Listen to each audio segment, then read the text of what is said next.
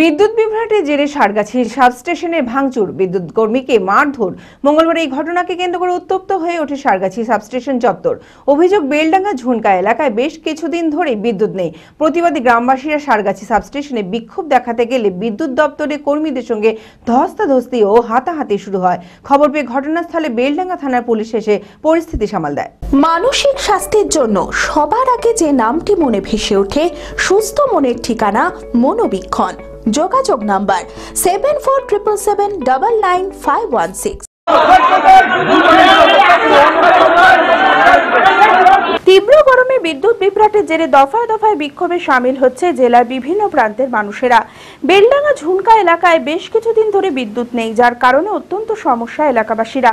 প্রতিবাদী গ্রামবাসীরা সারগাছি সাবস্টেশনে বিক্ষোভ দেখাতে গেলে বিদ্যুৎ দপ্তরের কর্মীদের সঙ্গে কথা কাটাকাটি আর তারপরেই ধস্তাধস্তি ও হাতাহাতি শুরু হয় বিক্ষোভকারীদের।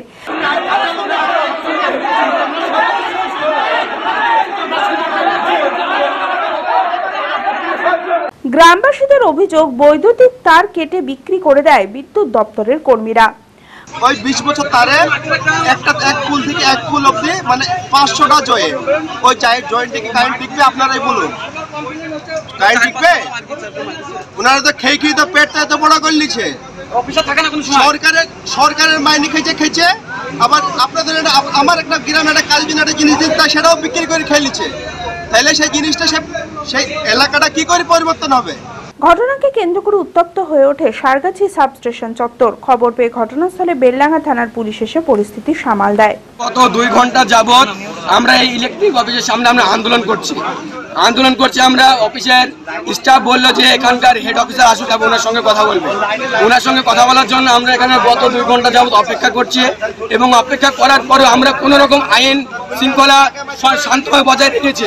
হঠাৎ করে এখানকার একজন ইলেকট্রিক অফিসের স্টাফ, তার নিকনেম টাইগার, উনি এসে আমাদের কিছু ছেলে উনাকে অবজেকশন দিয়েছে।